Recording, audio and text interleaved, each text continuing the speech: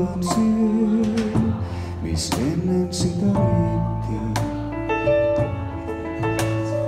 Kyllä me selvitään, toistin sen itselleen värisevällä äänen, tärisevällä kädellä kirjoitin sen täydellisen lauseen. Mut silläkin hetkellä pahimmalla hetkellä, kun velkojen vankilan ylimmän vartijan vapaaksi sain, ja se huutaa, mutta metsä ei enää vastaa. Ja sieltä ne löytyikin tähdet takakaupungin, ei ne ollut piilossa, olivat vaan suussa, joka helpottaa, kun huutaa, niin että sydän aukeaa. Ja silloin me lauletaan.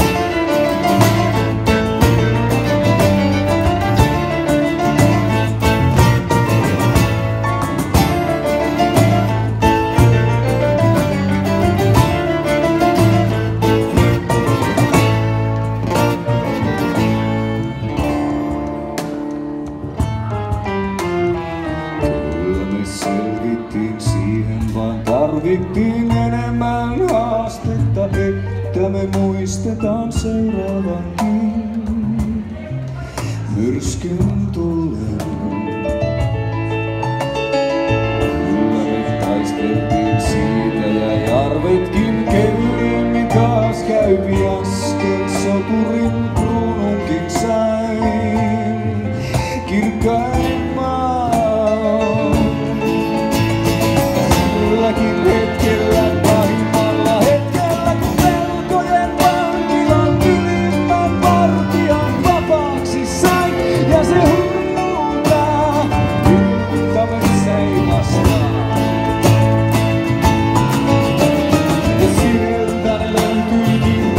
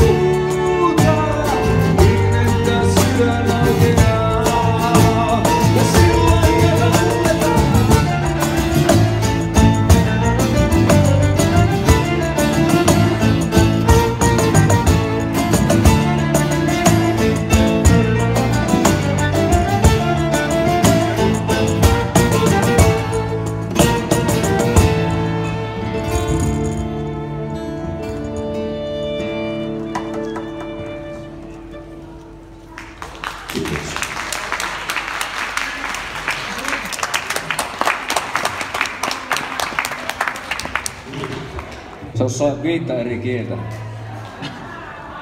Sitten vasemmalla puolella tuo pitkä tukka on meidän rakas Janne Ahvenainen. Alkko viuli.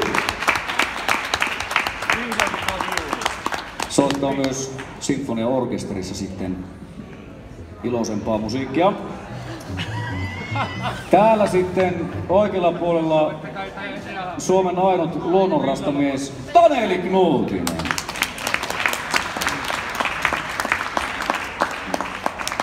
Mies, jolla on vikkelät sormet. Ja täällä takana istuu meidän toinen aika seksikäs poikamies Ville Vuoti.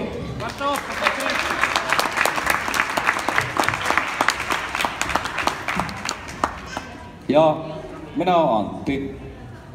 Terve vaan. Mitä? Vaikeasti selitettävä tilanne. Sillä ei ole mitään merkitystä, koska nyt lähtee viimeinen kappale, jonka nimi on Vapaa. Aika sama teema näköjään pyörin näissä kappaleissa. Tämä kertoo siitä, mä voin pikkusen pohjustaa, että jos tuntuu sanat liian kryptisiltä, niin on elämässä semmoisia tilanteita, että on seilannut liian kauan tietyissä samoissa lähikaupan vieressä olevassa ojassa, jossa tuntuu, että ei pääse mihinkään. Tuntuu, että on jumissa elämässä näin. Ja vaatii hirvittävää rohkeutta ostaakin Nissan, kun naapurilla on Honda tai jotakin muuta vastaavaa. Eli lähteä toteuttamaan sitä sydämen ääntä tuolta noin. Se vaatii rohkeutta, mutta se ei ole välttämättä huono päätös. Tästä paljon nykyään puhutaan, mutta ei se haittaa.